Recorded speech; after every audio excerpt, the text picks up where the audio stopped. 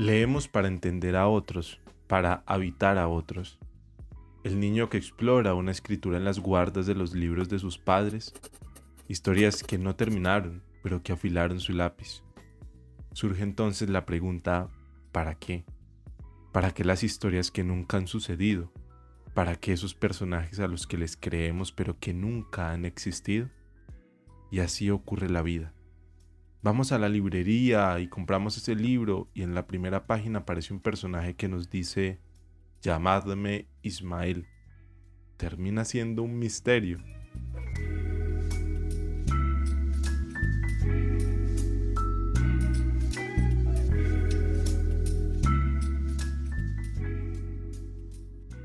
¿Por qué escribir entonces? Podríamos responder con el nacimiento del nombre de la rosa. Humberto Eco decía que tenía ganas de envenenar a un monje y ¡boom! Allí nació todo. Leemos y escribimos porque nos desespera estar en una vida siempre. Queremos vivir y ser más vidas. Queremos ser esa persona que está parada frente a un pelotón de fusilamiento.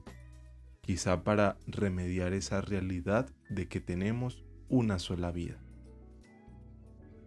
Este escritor nace en los estudios de Derecho que tan solo duraron 2 años. Siendo una vocación excluyente, la literatura derrama su tiempo y sus pensamientos en una Bogotá llena de historias, casi que recogiendo los pasos de José Asunción Silva. Escribimos sobre lo que ignoramos, como la historia, como el oscuro pasado de un país tan difícil como Colombia. Y allí llega la literatura, a hurgar lo desconocido, a hurgar las vidas ajenas. Por eso también leemos.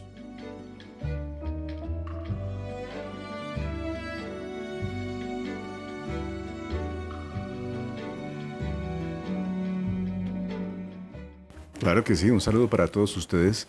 Muchas gracias a usted por la invitación a parchar con las letras. Me encanta la idea y bueno, comencemos a hablar.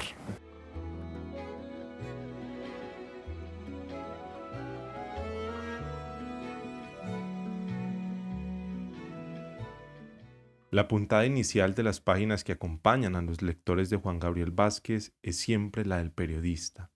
De allí que los acontecimientos generan una punzada en el corazón, una especie de mensaje que dice, aquí hay algo que merece ser leído, pero es una lectura propia, una bitácora que entrevista para luego nutrir a un historiador hambriento que desmantela el paso del calendario.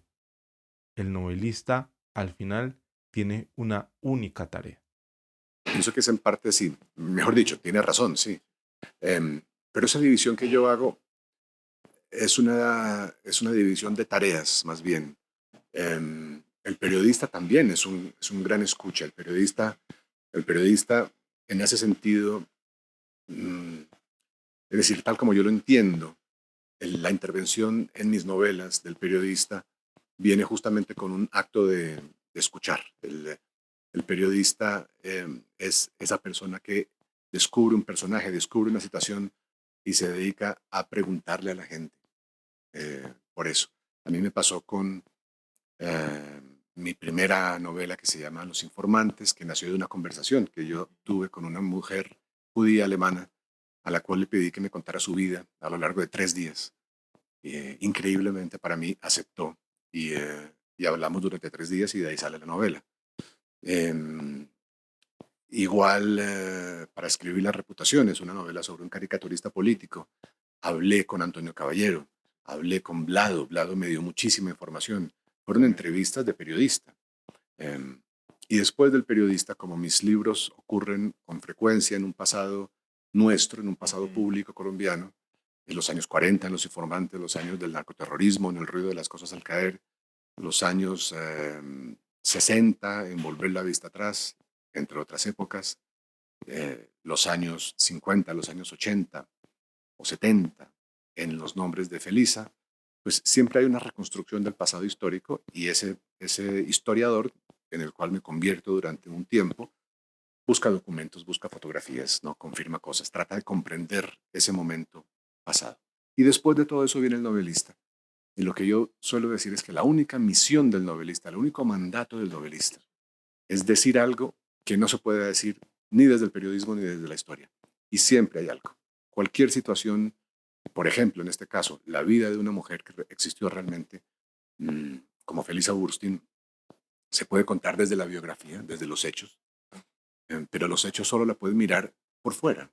Los hechos, la biografía solo puede contar su vida desde el exterior, pero hay una parte de su vida que nos debería importar muchísimo a los seres humanos, que a mí desde luego me apasiona y me desvela, que es todo lo que los hechos no pueden contar, todo lo que vivía ella por dentro, sus emociones, su psicología, sus ideas, lo que a falta de mejor palabra llamamos el alma. Todo eso me provoca a mí una curiosidad infinita, y el único género que puede contar eso es la novela. La novela es el único género que puede mirar a la gente por dentro. Escribimos novelas para tratar de decir algo que no se puede decir de otra manera. El novelista es un historiador de las emociones. El novelista rescata emociones que importan y que nos cambian, sean grandes o pequeñas.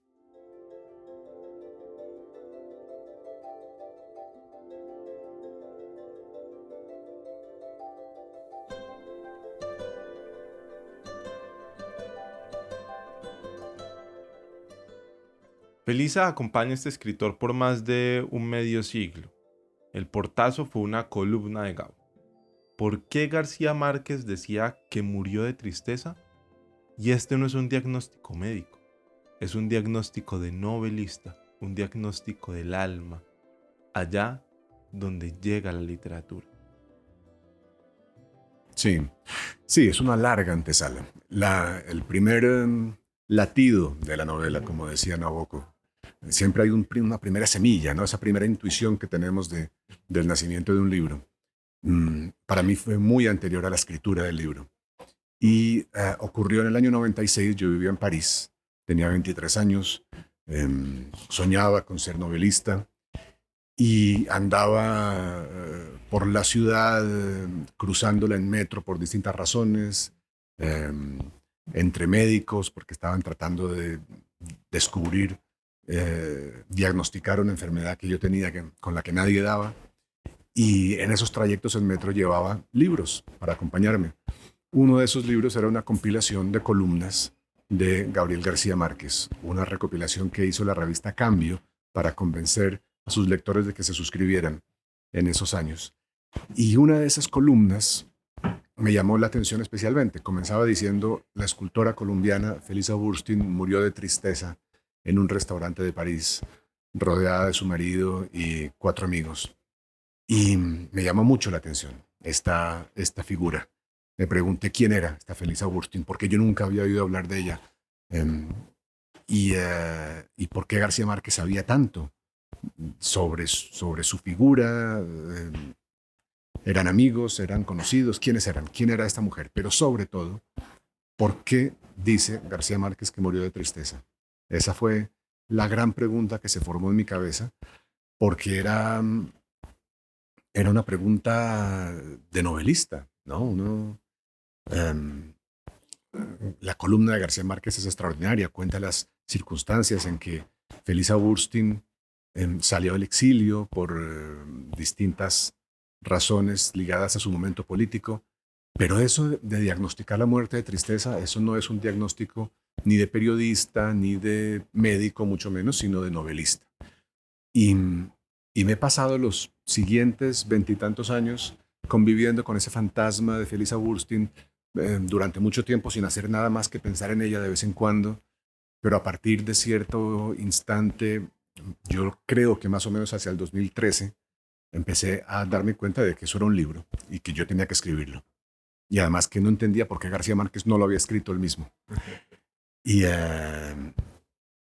y comencé a escribirlo finalmente en el 23, en septiembre del año 23, estando en París, recorriendo los espacios de Felisa, y el resultado es este.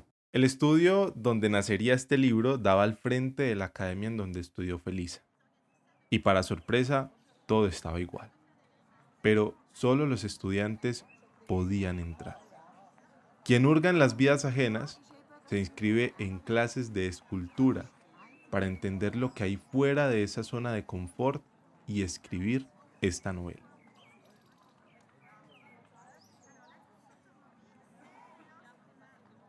Juan Gabriel Vázquez tiene una fascinación por el pasado, y el pasado tiene una cualidad misteriosa.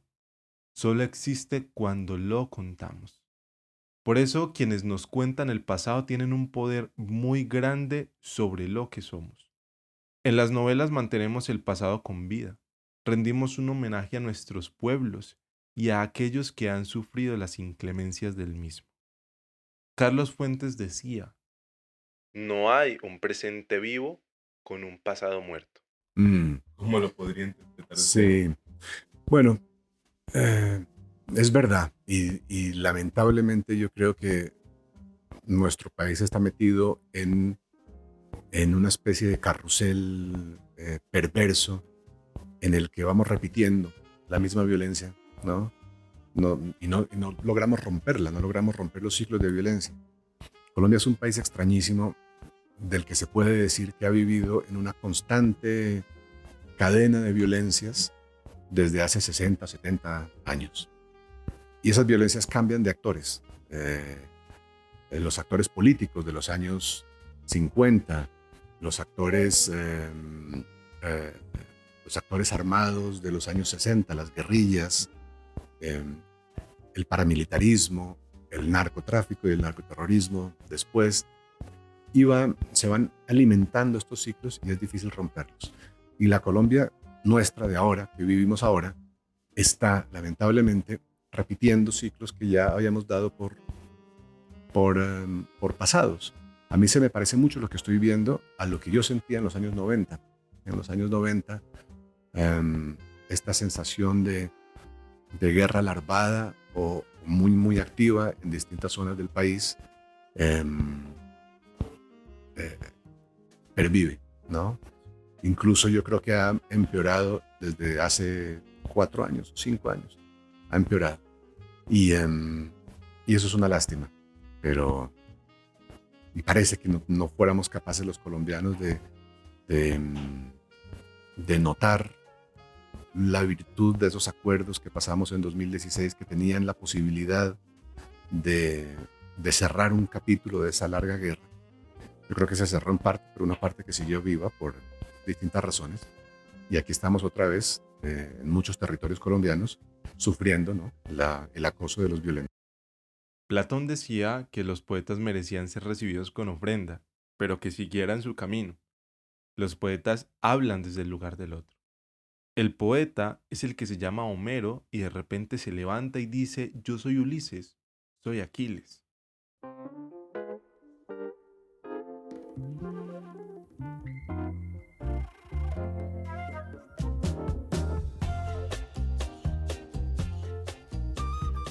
¿No? Y yo también me lo pregunto, ¿cómo se hace para escribir tanto? A veces veo una novela mía que se llama La forma de las ruinas, que tiene 560 páginas, y me pregunto cómo hice yo para escribir eh, tantas páginas y, y con un cierto rigor, un cierto cuidado. em, y la respuesta es una mezcla de vocación, de pasión y disciplina. La novela exige disciplina mucho más que otro género. Y en eso yo he tenido muchos maestros, muchos ejemplos, em, desde los más exagerados y un poco caricaturescos, como el de Carlos Fuentes, que decía que él todas las mañanas se esposaba a una mesa que estaba clavada en el suelo.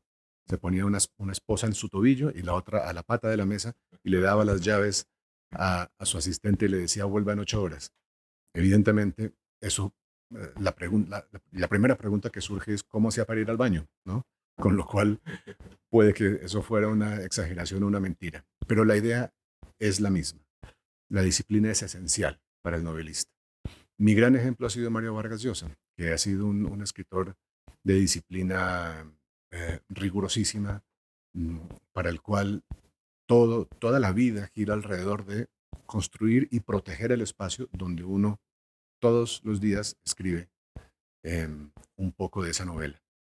Y, y, es una, y es una disciplina que en realidad yo creo que solo es posible si la disciplina es una forma de la pasión, si uno está convencido de que esto es lo mejor que le puede pasar, escribir libros, aunque no salgan bien, aunque fracasen comercialmente, aunque fracasen con los críticos, aunque no le garanticen a nadie una vida más o menos tranquila, si uno se da cuenta de que nada, ninguno de los resultados materiales de la escritura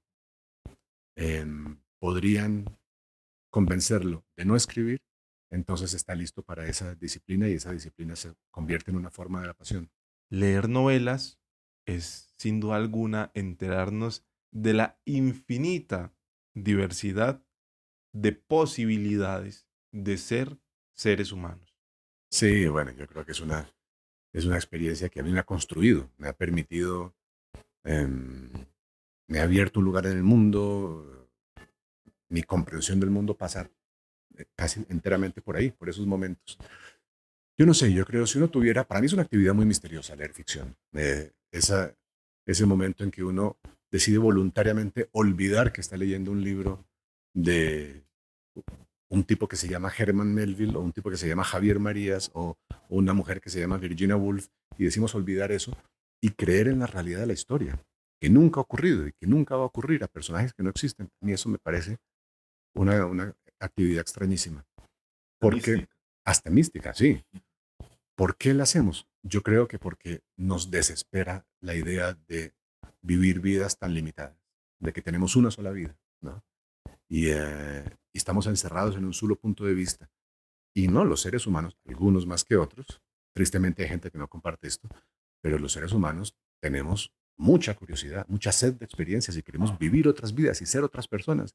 Y lo único que hemos inventado para eso es la ficción. Y la ficción en literatura, pues es la manera más eficaz, yo creo, para vivir esas otras vidas.